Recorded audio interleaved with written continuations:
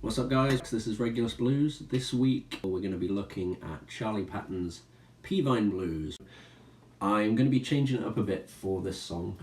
I think for a channel this size, expecting people to sit through a 30-minute long video like the last one was is a bit much. So instead of posting just one long video covering the whole song, I'm going to break it down into a few smaller videos focusing on each individual part. So today I'm going to play the song and give you its history. Then over the next few days I'll go through it piece by piece, and in the last video I'll be showing you the overall structure and how the pieces fit together.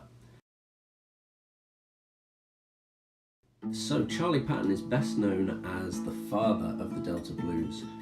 Although he wasn't the first guitarist to play in this style by any means, he was one of the first musicians from the Delta to cut a record, and over the course of about 5 years, right up until his death in 1934, he went on to record dozens of classics, influencing generations of guitarists in his wake.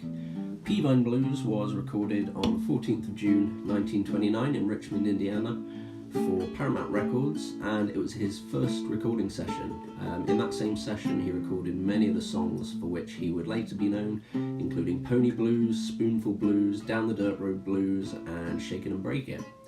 The Pea Vine Charley sings about was a winding branch of railroad track with its terminus at Dockery Plantation, and Dockery was an early hub for a lot of blues music.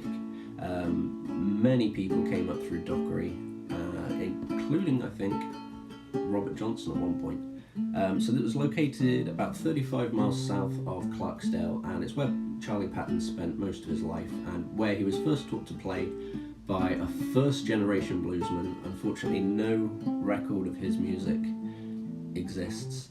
His name was Henry Sloan, and he taught Charley Patton all the neat tricks and things that he would do while he played.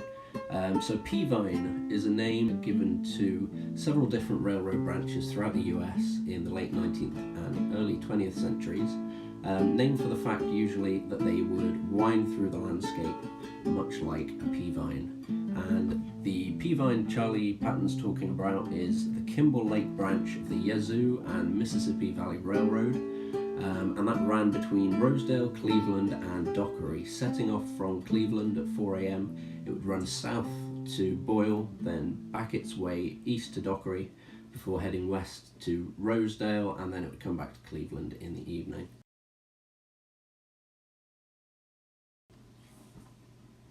I'm not going to sing for you today.